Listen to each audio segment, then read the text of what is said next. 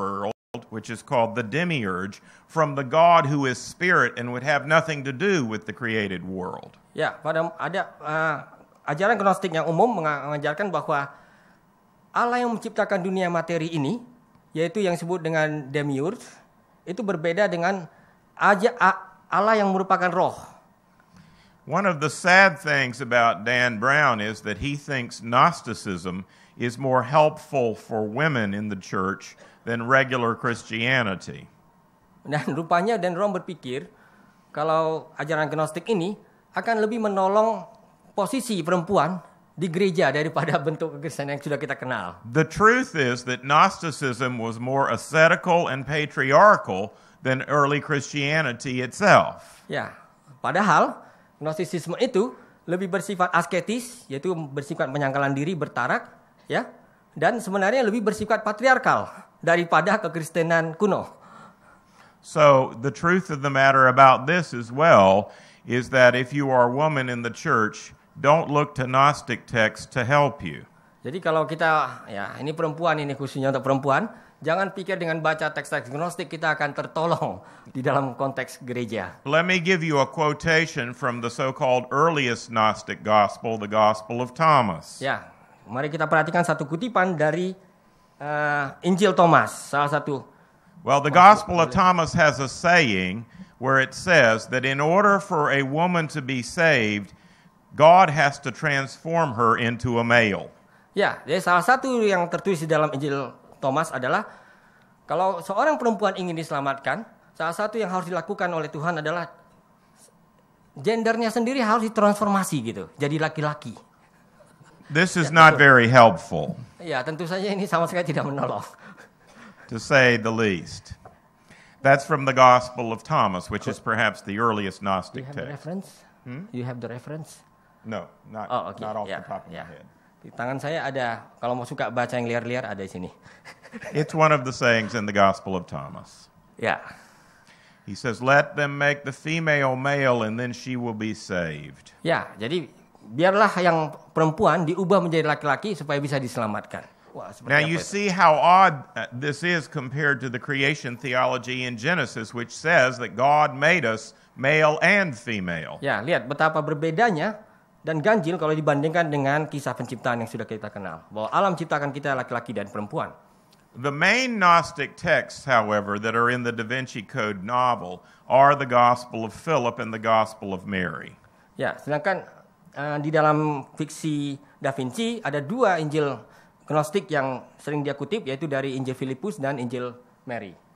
Now, even at the very earliest, we can figure out these Gospels did not exist before the latter part of the 2nd century AD and on into the 3rd century AD. Kedua Injil ini sebenarnya berasal dari zaman yang jauh lebih kemudian, yaitu dari abad kedua, penghujung abad kedua atau paling tidak abad ketiga. Again, they were written more than 100 years after the last of the apostles died out. Ya, mereka kedua Injil ini ditulis kira-kira seabad sesudah Rasul terakhir meninggal dunia. So, the Gospel of Philip was not written by Philip, the Gospel of Thomas was not written by Thomas, the Gospel of Mary was not written by Mary, and obviously the Gospel of Judas was not written after he hung himself. Ya, jadi ya nampaknya sudah mengerti semua ini. Injil-Injil itu yang namanya ya ada Thomas, Maria, Filipus, Judas, sama sekali tidak ditulis oleh nama-nama yang bersangkutan, terutama Injil Yudas. Karena sesudah Yudas bunuh diri, dia tulis apa lagi kan gitu. Gnosticism was considered a heresy at the end of the 2nd century of church history by church fathers like Irenaeus, Hippolytus, and Tertullian. Ya, ajaran Gnostik ini sudah dicap sebagai ajaran bidat oleh para bapak gereja seperti Irenaeus, Hippolytus, yaitu pada menjelang akhir abad kedua. There is no critique of Gnosticism in the New Testament because all of the New Testament books were written before there was any Gnosticism. Ya, tidak ada kritik mengenai Gnostisisme dalam Perjanjian Baru tentunya karena tulisan-tulisan Perjanjian Baru itu tidak mengenal Gnostisisme. In other words, it wasn't an issue in New Testament Ya. times. Tidak ada yang perlu dipersoalkan pada masa itu. Okay, That's the first half of the lecture. Now let's just pause for a minute and see what questions this half of the lecture may have raised. So we'll just take 2 or 3 questions. Ya, silakan. Rupanya profesor kita menawarkan kalau ada yang ingin bertanya langsung. Ya, silakan Pak. Ya. Ya, kalau bisa bahasa Inggris nggak apa-apa. Kalau bahasa Indonesia juga nggak apa-apa. Saya terjemahkan. Ya, baik Pak.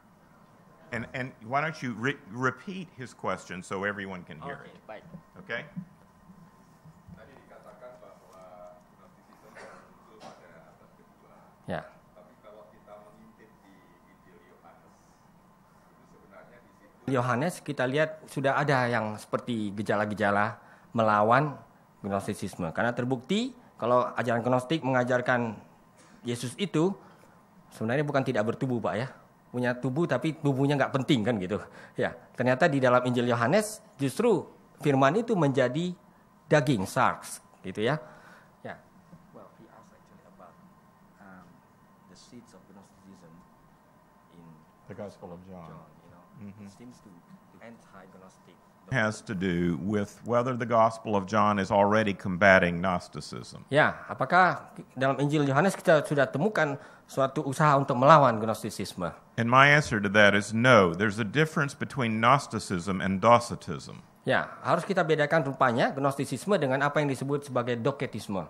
Docetism is the error that says that Jesus only appeared to be a human being and only appeared to come in the flesh, but he did not really have a human form. Ya, ajaran doketisme mengajarkan bahwa Yesus itu hanya nampaknya saja dalam bentuk atau dalam wujud manusia, tapi sebenarnya bukan. This idea certainly did exist in the first century AD. There were those who thought that Jesus only appeared to be a man, and it's clear that 1 John and also the Gospel of John is combating the idea that Jesus did not come in the flesh.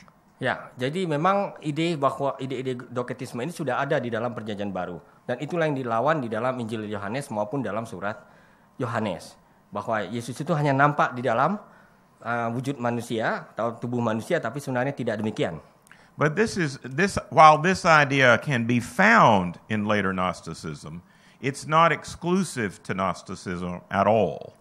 Walaupun ide ini betul memang terlihat di dalam Gnostisisme kemudian, tapi ini bukan ide salah satunya dari Gnostisisme. And more to the point, the Gospel of John does not reflect that it's combating any of the major ideas in Gnosticism other than Docetism. Ya, dalam Injil Yohanes tidak terlihat bahwa sudah ada situ usaha untuk melawan ide-ide utama dari Gnostisisme. Tapi betul, sudah ada tanda untuk melawan doketisme itu.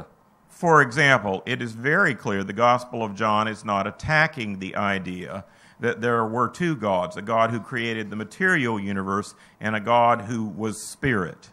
Ya, tidak ada di situ kita lihat misalnya usaha untuk melawan pendapat bahwa dunia ini ada 2 Tuhan atau ilah di dunia ini, yang satu yang menciptakan dunia bendawi, satu lagi ilah yang adalah roh itu. Okay. Very good. All right, we need to press on to the second half of the lecture. We'll Yeah. have more time for questions at the end of the second half. Ya, kita lanjutkan, nanti ada pertanyaan lagi, silakan. All right, now we're going to talk about the 7 deadly sins of the Da Vinci Code. Ya, mari kita lihat ada 7 dosa yang membawa maut di dalam Da If we Vinci can Code. bring the PowerPoints back up, please. Ya. Very good. Now, error number 1. The suppressed Gnostic Gospels, in particular the Gospel of Philip and Mary, are earlier than the canonical Gospels. Yang pertama, kesalahan pertama, bahwa Injil Filipus, Injil Maria, dan lain-lain itu dikatakan lebih awal daripada Injil kanonis. Now, this claim is made more than once in this novel by the authority figures Teebing and Langdon. Ya, kalau kita baca di dalam novel itu, Teebing dan Langdon mengulangi sebenarnya pendapat ini berkali-kali. Okay. This is absolutely historically false. Dan tentu saja secara historis ini ngawur. Matthew, Mark, Luke, and John are in fact the earliest Gospels we have, and the only ones that could have any contact with either apostles or eyewitnesses. Ya, jadi Injil-Injil kanonis yang kita miliki, Matius sampai Injil Yohanes, itulah Injil-Injil yang paling awal. Dan Injil-Injil inilah yang bersumber dari rasul-rasul ataupun para saksi mata. This claim that's made, this first error, says that the 4 canonical Gospels were chosen from amongst 80 Gospels. This is false. Dan memang ngawur sekali dikatakan bahwa 4 Injil kanonis itu dipilih dari kira-kira 80 Injil yang beredar. Nah, ada proses seleksi kira-kira. In fact, even today, there aren't 80 Gospels. Ya, sampai sekarang pun tidak ada 30 Injil. There were perhaps 40, maaf. a couple of dozen Gospels by the time we get to the 4th or 5th century AD. Sorry? A couple of dozen. Ya, 20. memang ada beberapa sejumlah mungkin sekitar 20-an ya Injil-Injil, tapi itu pada zaman yang jauh kemudian. And of those 20-some, only 4 go back to the 1st century, Matthew, Mark, Luke, and John. Ya, dari yang sekitar 20-an itu hanya Injil-Injil yang sudah kita kenal itulah yang berasal dari abad pertama. So Dan Brown didn't even do fact check on the number of Gospels. Ya, jadi nomor 1 yang harus dilakukan oleh Dan Brown itu dia harus sebenarnya teliti berapa sebenarnya jumlah Injil yang. Now, I need to say something about the process by which we got our New Testament. We'll say a lot more about this later, but I want to say one thing now about it. Ya, kita akan melihat bagaimana Injil-Injil kita itu terjadi, terwujud. Tapi satu hal dulu yang mau dikemukakan pada saat ini. There never was a time in early church history when there was a list of New Testament books that included any of the Gnostic Gospels. They were never included in the list of sacred texts. Jadi belum pernah ada suatu daftar di gereja mula-mula yang di situ terdapat Injil-Injil Gnostik. Belum pernah ada satupun. So you cannot claim that Constantine and the 4th century church expelled them from the canon because they were never in the canon. Ya, jadi tidak seperti yang dikatakan oleh Dan Brown bahwa Konstantinus itu menghilangkan Injil-Injil ini dari daftar kanon. Karena memang tidak ada sebenarnya di dalam daftar apapun yang bisa ditemukan. And trust me, Constantine wouldn't have known a Gnostic gospel from a real gospel. He had really very little to do with this process. Ya, kalaupun misalnya Konstantinus itu tahu ada soal Injil-Injil Gnostik ini, dia tentu bisa dipastikan dia itu tidak ada urusannya dengan Error number 2 of the Da Vinci Code. Error number 2.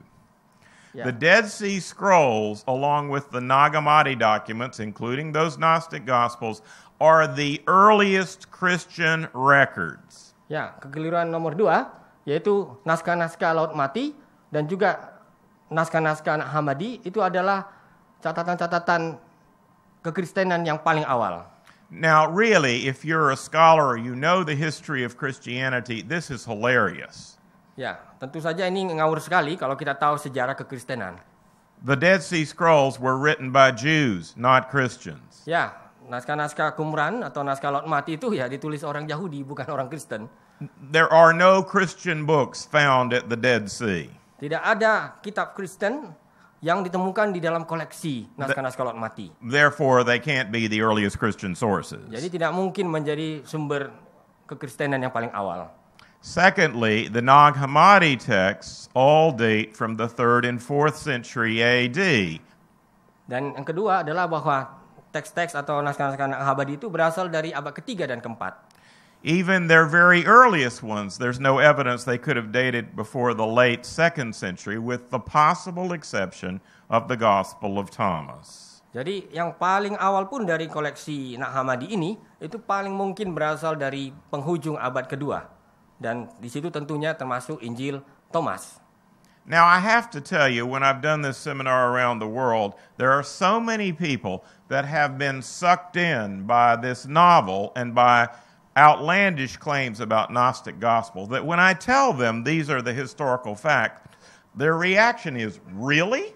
Ya, jadi Really? seperti yang sering ditemukan oleh Profesor Benton dalam seminar-seminar keliling dunia, Rupanya karena pengaruh dari fiksi ini sudah demikian mendalam, sampai-sampai ada orang bertanya, apakah memang demikian yang dikatakan oleh profesor ini? Justru yang diragukan. They asked me, have I been sucked in by the Da Vinci Code? Have I been fooled? Ya, apa betul saya ini sudah dibodoh-bodohi dengan buku fiksi Kode Da Vinci? And sadly, the answer to that question is yes. Ya, jawabnya udah jelas ya, ya pasti. That's absolutely the case. I don't know a single responsible historian, whether they are Jewish or Christian or even secular historians, that would say that the earliest Christian Gospels are the Gnostic Gospels. I don't know one who would say this. Jadi kalau para ahli sejarah, entah itu Kristen, Yahudi, bahkan yang sekuler, ya, tidak ada satupun di antara mereka ini yang akan mengatakan Injil-Injil Gnostik itu adalah dokumen kekristenan yang paling awal. Okay, here's sin number 3, error number 3 of the Da Vinci Code. Dosa ketiga. Constantine was the bad guy who suppressed the earlier Gnostic Gospels and imposed the canonical Gospels and the doctrine of the divinity of Christ on the church. Ya, dosa ketiga itu berbunyi, Konstantinus itu adalah biang kerok, ya, sehingga dialah yang katanya menindas usaha-usaha Injil Gnostik ini untuk diakui sebagai Injil, dan lebih dari itu dialah yang memperkenalkan keilahian Kristus di dalam ajaran kekristenan. Well, if you actually read the history of Constantine, this is giving Constantine way too much credit. Ya, kalau kita tahu dari sejarah gereja, itu tidak mungkin dilakukan oleh Konstantin. Perannya tidak sampai ke situ. To give you but one example, 7 times in the New Testament, Jesus is called Theos, God. Ya, kita lihat di dalam Alkitab kita, 7 kali Yesus disebut sebagai Theos, yaitu Allah sendiri. So the idea that Christ was made a divinity or a God in the 4th century AD at the Council of Nicaea is historically false. Ya, jadi sangat ngawur. Tidak mungkin baru pada abad keempat Yesus diakui sebagai yang bersifat ilahi. Karena dalam Perjanjian Baru sendiri sudah digunakan kata Theos untuk Yesus. In fact, if we have a problem with the idea of the divinity of Christ, we have a problem with our earliest Christian documents. Jadi kalau kita misalnya punya persoalan mengenai Yesus sebagai Allah, sebenarnya yang kita persoalkan itu adalah teks-teks Injil sendiri yang paling awal. Let me read to you a brief portion of a letter written by Paul to the Philippians. This is Philippians 2, beginning with the 5th verse. Kita lihat surat Filipi, surat Paulus pada jemaat di Filipi, pasal 2. This is what Paul says, starting with verse 5. Kita mulai dari ayat 5. Have this same mind in yourself that was in Christ Jesus. Hendaklah kamu dalam hidupmu bersama menaruh pikiran dan perasaan yang terdapat juga dalam Kristus Yesus. Then look at verse 6. Who, being in very nature God, did not consider equality with God something to take advantage of. Wow, a bit different from Indonesian translation, but I will read it in Indonesian translation. Yang walaupun dalam rupa Allah tidak menganggap kesetaraan dengan Allah itu sebagai milik yang harus dipertahankan atau diperebutkan. Bisa, ada kemungkinan itu. Now what verse 6 says very clearly is that the Son of God was God and he existed before the beginning of creation. He existed before he took on flesh in a body. Jadi yang mau dikatakan adalah bahwa anak Allah itu sudah ada sebelum segala sesuatu ada. Jadi dia sudah ada sejak dari dulu. This was not an idea made up by a bunch of monks in the 4th century who had too much time on their hands. Ya, jadi ini bukan suatu ide yang direkayasa oleh para biarawan yang mungkin jadi berspekulasi karena terlalu banyak waktunya. In the beginning was the Word, and the Word was with God, and the Word was God, says the Gospel of John. Pada mulanya adalah firman, firman itu adalah Allah, dan firman itu bersama Allah, dan firman itu adalah Allah. Demikian kata Injil Yohanes. So if you have a problem with the divinity or the godness of the Son of God, Jesus, you have a problem with the earliest Christian documents, not merely Constantine in the 4th century church history. Jadi kalau kita mempersoalkan keilahian Yesus, yang kita persoalkan itu adalah kesaksian terawal dari kekristenan sendiri, bukan Konstantinus.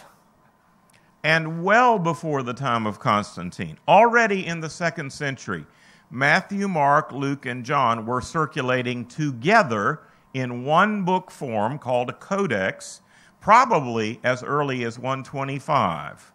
Ya, jadi kita lihat bahwa sebelum Konstantinus, jauh sebelumnya, Injil yang 4 itu rupanya sudah disatukan dalam sebuah kodeks. Kodeks itu kira-kira seperti buku yang dijilid begini ya. Jadi itu kira-kira tahun 1125 itu sudah ada. The Gnostic Gospels were never included in such collections of appropriate Christian reading. Ya, jadi Injil-Injil Gnostik tidak pernah masuk dalam koleksi seperti itu yang beredar di jemaat-jemaat. And in the earliest canon list, the Muratorian canon list, we have our 4 canonical Gospels listed and none of the Gnostic texts. Ya, jadi di dalam daftar kanon yang paling awal, yaitu yang disebut dengan kanon Muratori, kita sudah temukan keempat Injil ini. Dan sama sekali tidak ada di situ tercantum Injil Gnostik. Now, I've been saving this bit till later just to suddenly get your attention if you were nodding off. Ya, jadi kalau ini kita akan diskusikan lebih lanjut, tapi ini merupakan awal saya dulu ya. If you know anything about the Da Vinci Code, you know that there is a claim that Jesus married Mary Magdalene. Ya, dan kita tahu bahwa di dalam Da Vinci Code ini ada suatu klaim bahwa Yesus mengawini Maria Magdalena. Turn with me just for a minute to John chapter 20. Mari kita lihat Yohanes pasal 20. We're going to look at just a few verses, beginning with verse 11. Mulai dari ayat 11. Here's what the text says. Now Mary stood outside the tomb crying, and as she wept, she bent over to look inside the tomb, and she saw 2 angels in white seated where Jesus' body had been, one at the head and other at the foot. And they asked her, "Woman, why are you crying?" "Well, they've taken my Lord away," she said, "and I don't know where they have put him." You notice she doesn't say they have taken my husband away. Ya. Nah, Okay? kita baca di situ, tetapi Maria berdiri dekat kubur itu menangis. Sambil menangis ia menjenguk ke dalam kubur dan tampak olehnya 2 orang malaikat berpakaian putih, seorang duduk di sebelah kepala, seorang lain lagi di tempat mayat Yesus berbaring. Malaikat-malaikat itu berkata kepadanya, "Ibu, mengapa engkau menangis?" Nah, perhatikan bahwa dikatakan, "Ibu, mengapa engkau menangis?" Dan dia menjawab, "Tuhanku telah diambil orang dan aku tidak tahu di mana ia diletakkan." Maria tidak mengatakan, "Suamiku telah diambil orang." At this time, she turned around and saw Jesus standing there, but she did not realize it was Jesus. And he asked her, "Woman, why are you crying? Who is it you're looking for?" Notice he doesn't say, "Wife, why don't you recognize me?" Ya, sama juga. Yesus tidak berkata kepada Maria Magdalena, "Istri, mengapa engkau menangis? Siapa yang kau cari?" She then says, and then the text says, thinking he was the gardener, she said, "Sir, if you have carried him away, tell me where you have put him, and I will get him." Jesus said to her, "Miriam," that is Mary. And she turned to him and cried out in Aramaic, "Rabboni," which does not mean husband, it means my teacher. Ya, lihat apa yang katakan Yesus. Yesus menyapanya sebagai Maria dan Maria berpaling dan berkata kepadanya di dalam bahasa Aram, walaupun Ibrani tertulis sebenarnya bahasa Aram, Rabboni artinya guru. Ya, lihat ya. Guru. Oh, guru, yes. Oh, My wife has never called me guru. ya. Jadi istri profesor ini tidak pernah panggil dia guru. She's Pilih. called me many things, but not guru. Ya. Boleh saja ada sapaan-sapaan lain tapi tidak pernah dipanggil sebagai guru.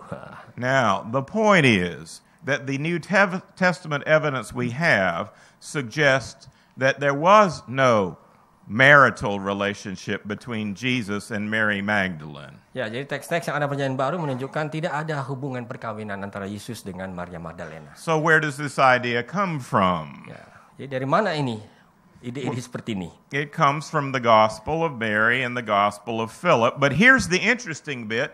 You have to misread those Gospels to find that idea there. Ya, itu berasal dari Injil Filipus dan Injil Maria. Dan menariknya, untuk bisa menyimpulkan itu pun kita harus dengan sengaja memelintirkan apa yang ada di dalam kedua Injil tadi.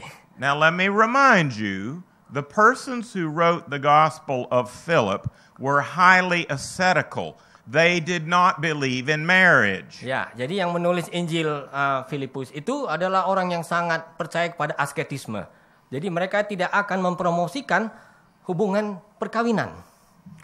And so they would have been less likely to suggest Jesus married Mary Magdalene than those who wrote the canonical Gospels. Ya, jadi tidak mungkin mereka akan menyebutkan bahwa Yesus mengawini Maria. Ya. Now let me read to you the key portion from the Gospel of Philip Ya, in kita akan regard to this matter. Kita akan baca Injil Filipus, tidak ada di Alkitab kita, maaf. This is from Gospel of Philip, chapter 63, beginning with the 33rd verse. Now, here's the problem.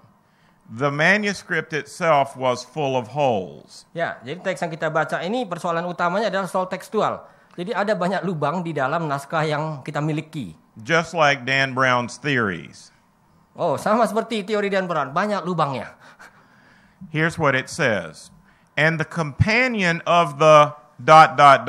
there's a hole there. Ya, jadi pasangan dari titik. Nah, Mary Magdalene ... there's a hole Maria there. Magdalena, lalu ada lubang lagi. Her more than ... there's a hole Lalu there. kita lihat dia lebih daripada murid-murid titik. The disciples ... kiss her ... Ya. on her ... Ya, jadi mencium, ada banyak lubang lagi, kemudian pada dia, nggak tahu yang mana itu dianya gitu, ada tempat kosong lagi. Nah, gitu. Now here is where you need to understand something very esoteric about Gnostic theology of kissing. Nah, ini yang perlu kita mengerti. Apa arti ciuman di dalam paham Gnostik? The Gnostics believed that you transferred spiritual knowledge by kissing. Ya, jadi orang-orang Gnostik itu percaya kita itu menyampaikan pengetahuan Gnostik justru melalui ciuman. You know, I have a lot of students at my school that wish that when they kiss their wife, they would know Greek better.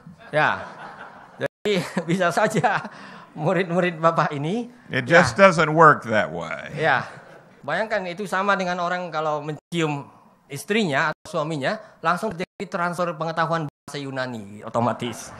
Now, my point here is that even in this text is not about Jesus and Mary sitting in a tree, Kissing.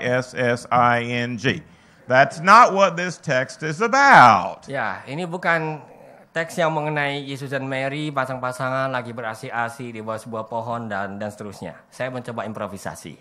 It is about the transfer of the secret knowledges, if you will. Ya, jadi ini menyangkut bagaimana pengetahuan rahasia itu bisa diteruskan, transfer. All right. Now, so there's a fallback argument since the idea that Jesus married Mary Magdalene is so crucial to the novel, and if it's not true, the whole novel unwinds and unravels, that they have a fallback argument. Ya, jadi tentunya ada sesuatu. Kenapa sengaja hubungan perkawinan ini dibesar-besarkan dalam fiksi? Now, wait for it. You may miss the logic here. Here it comes. Ya, mari kita lihat apa sebenarnya yang hilang dari logika atau penalarannya.